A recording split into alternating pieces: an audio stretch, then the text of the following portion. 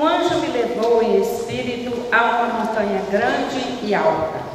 Mostrou-me a cidade santa, Jerusalém, descendo do céu, junto de Deus, brilhando com a glória de Deus. Seu brilho era como a de uma pedra preciosíssima, como o brilho de jaspe cristalino.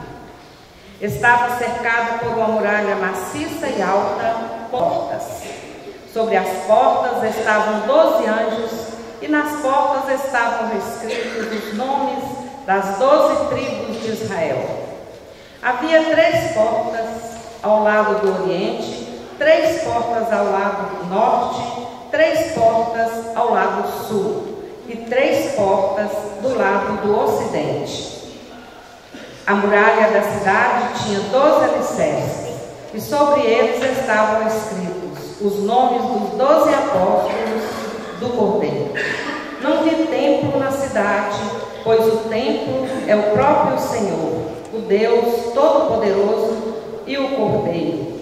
A cidade não precisa de sol, nem de lua que a iluminem, pois a glória de Deus é a sua luz e a sua lâmpada é o Cordeiro. Palavra do Senhor.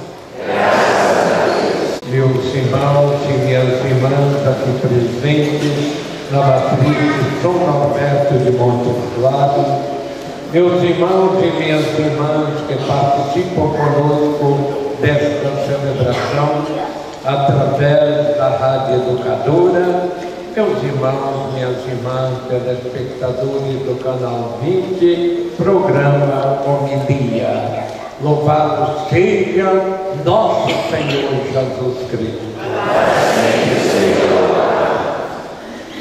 Jesus Cristo é muito claro, muito verdadeiro, né? Ele é a verdade, eu sou o caminho, a verdade e a vida. Ele se define também como verdade.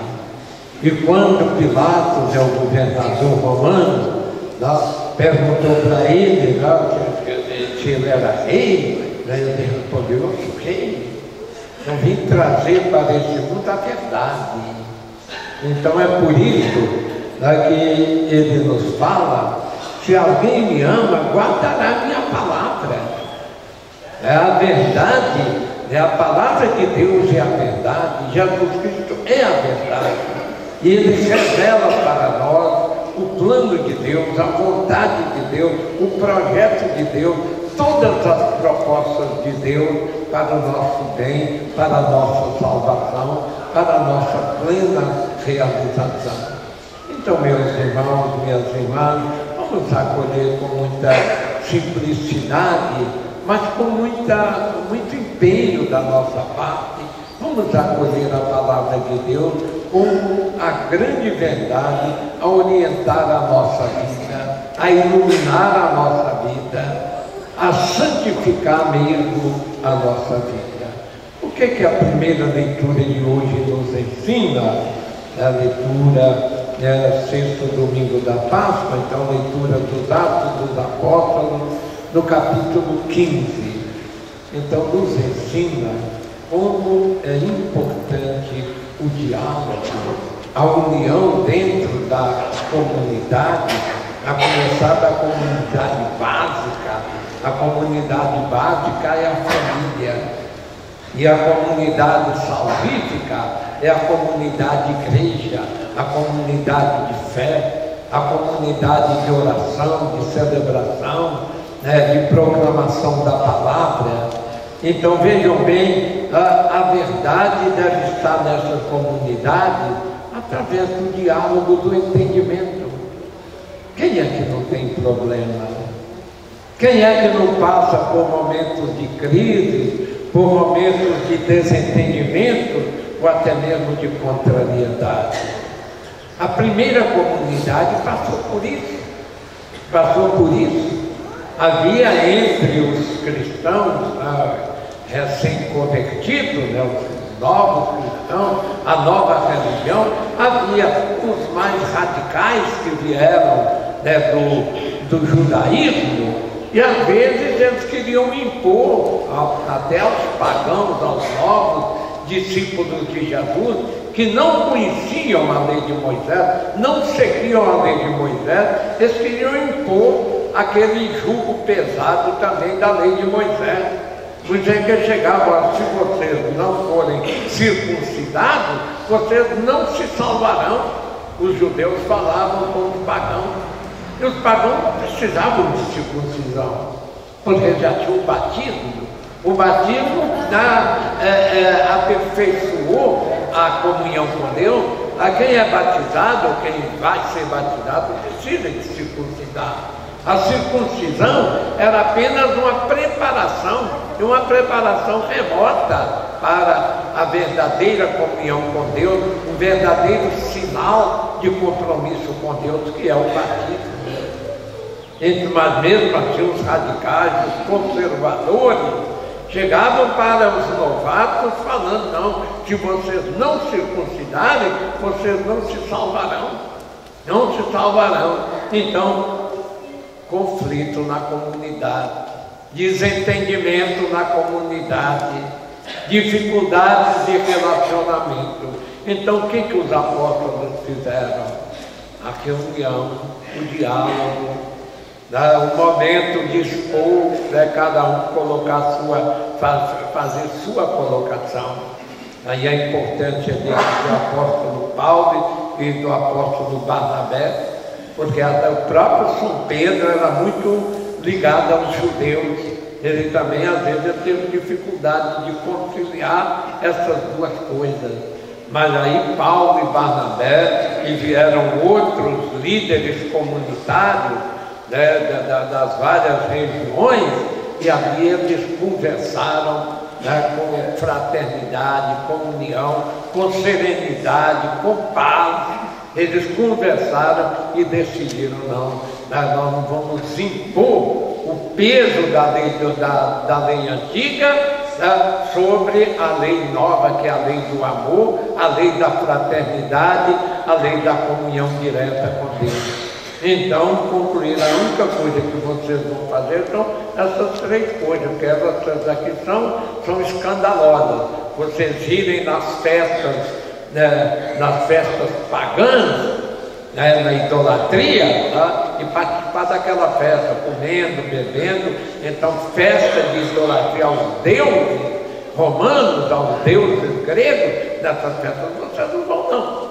Porque vocês já sabem onde é que está o verdadeiro Deus, onde é que está a verdadeira fé. Outra coisa, vocês não vão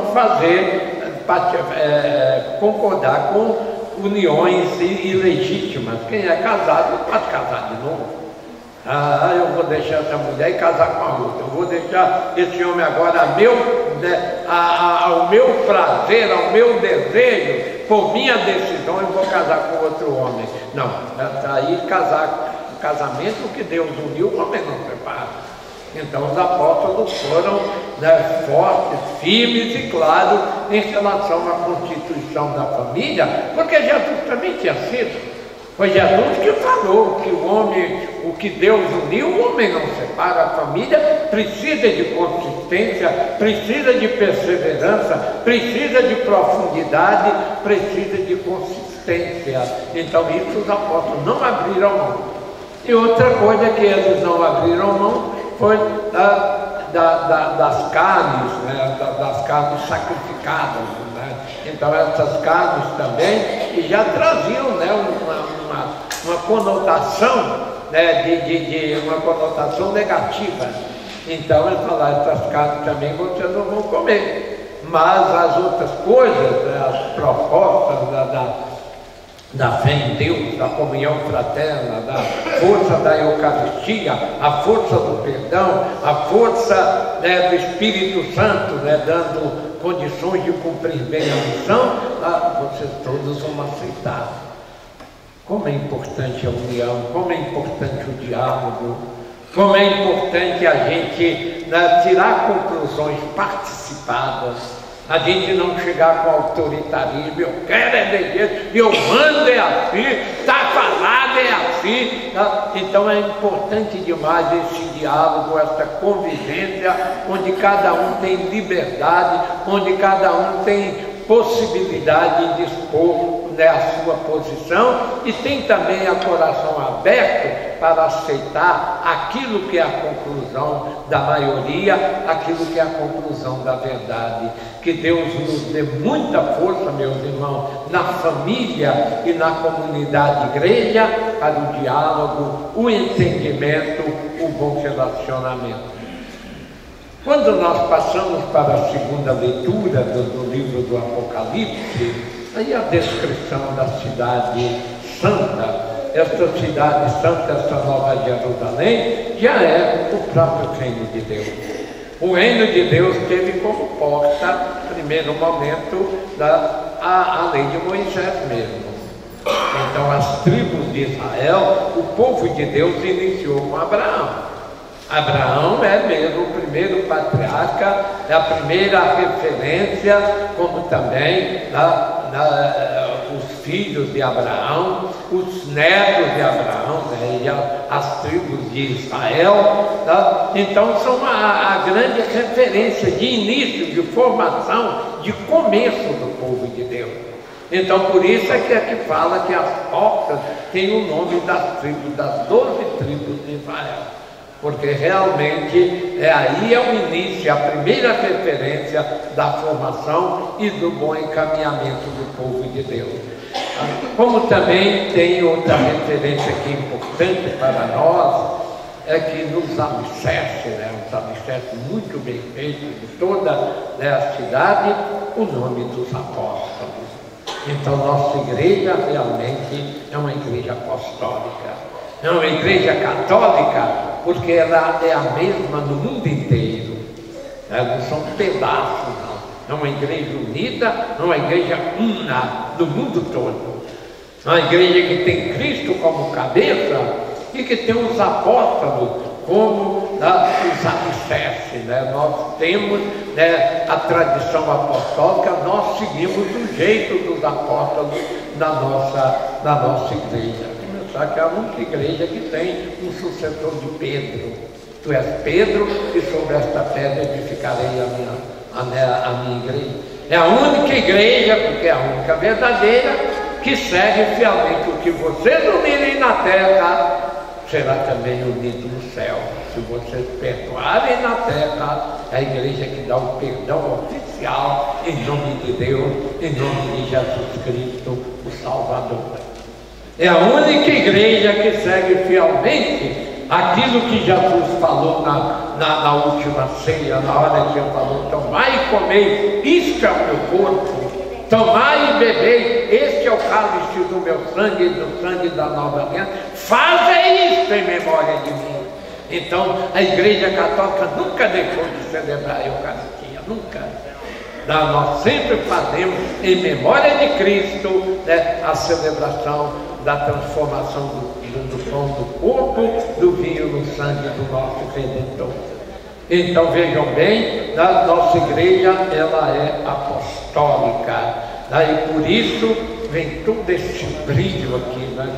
Quando a gente lê o Apocalipse, a partir sobretudo do capítulo 21, descrevendo a cidade santa, o reino de Deus, a plenitude da perfeição, tantas pedras preciosas, que são as virtudes, que são a grandeza espiritual do povo de Deus, na luta contra a besta, na luta contra a Babilônia, na luta contra o mal, na luta contra o pecado. Então as virtudes aprimoram, as virtudes brilham, as virtudes alcançam dimensões maravilhosas. E eu relembro aqui, meus irmãos e minhas irmãs, esta passagem do Evangelho, mais uma vez: se alguém me ama, guardará a minha palavra, e meu Pai o amará, e nós viremos e faremos nele a nossa morada. Então, mas a gente reclama: eu tenho uma fé tão pequena, eu não estou sem fé, eu estou sem confiança em Deus. Então vejam bem, Jesus mostra que, olha, se alguém me ama, apegue-se à minha palavra. E na medida que a gente medita a palavra, na medida que a gente vai refletindo, na medida que a gente vai assumindo a palavra, a presença de Jesus acontece. E onde tem a presença de Jesus, tem a presença do Pai, santificando, fortalecendo e colocando em nossa vida o Espírito Santo. A verdadeira sabedoria, a verdadeira abertura para Deus, o verdadeiro amor a Deus, quem nos dá é o Espírito Santo. Amém? Amém? Amém. O Senhor esteja convosco. Abençoe-vos Deus Todo-Poderoso, Pai, Filho e Espírito Santo. Glorifiquemos a Deus com a nossa vida. Vamos em paz, levando a paz, e o Senhor nos acompanha.